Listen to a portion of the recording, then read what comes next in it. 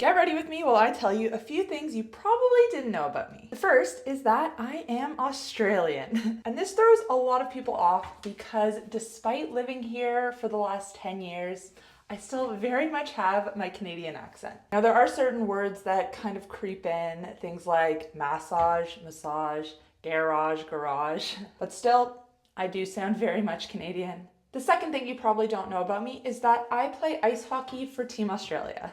I competed at the 2024 and the 2025 World Championships. In 2024, we won silver, and this year in 2025, we won gold. 2024 was my first time, and let me tell you, that was an experience. Despite dominating the entire tournament, we ended up losing in a shootout to North Korea. Yes, North Korea.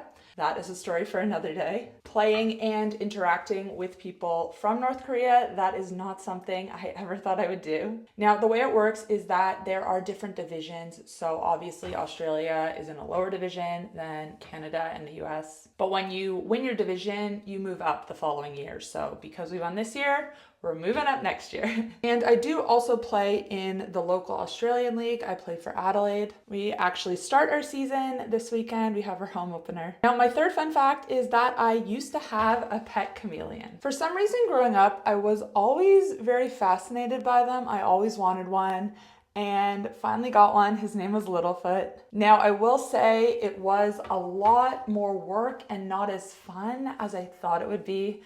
You end up having to raise basically a colony of crickets in order to feed them. There's a lot of work that has to go into keeping the right humidity in their enclosure as well. And my final fun fact is that I used to eat a carnivore diet and I don't anymore. So here's the tea. Going way back to probably 2016, 2017, that was when I first started eating a low carb diet. I was doing a lot of long distance cycling at the time, and I realized that low carb can be very, very beneficial for endurance athletes. Shortly after going low carb, I went keto and then eventually carnivore. Now, at the time, everyone was raving about how good they felt on carnivore, the weight loss, the energy, but honestly, I felt the same. I felt great eating low carb, I felt great eating keto, and I felt the same eating carnivore. So over the following months, I added back in some low carb fruits and vegetables, and I continued to eat low carb for the next couple of years. Then when I got back into hockey, which is a high intensity sport,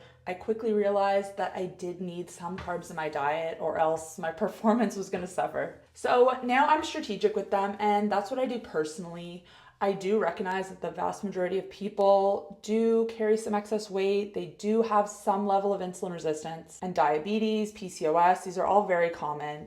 And all of these can benefit from reducing carbs in the diet or at least being smart about them. Because for these people, their metabolism isn't processing them properly. Now, I will say I'm not crazy strict about my diet. I have been in the past. But now I just focus on what I do the majority of the time. So most of the time I cook at home. Most of the time I eat mainly whole foods. I focus on protein. That is one thing I've held on to since I ate a carnivore diet, is putting animal protein at the center of my meals, especially red meat, especially seafood.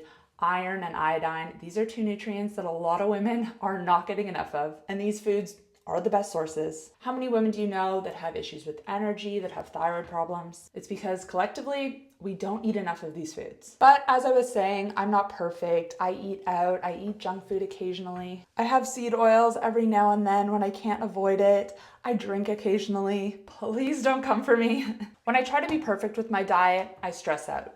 My cortisol goes up, it stays elevated, and my relationships and my social life, they suffer. And that is an important piece of the puzzle to health. Now, I hate the word balance, and I'm gonna try not to use it, but I eat healthy and I make the best choices I can as often as I can. And I don't beat myself up when I don't. I brush it off and move forward. And that really is the overarching theme to my content. Progress over perfection. You don't have to be perfect to get results. You can enjoy the process.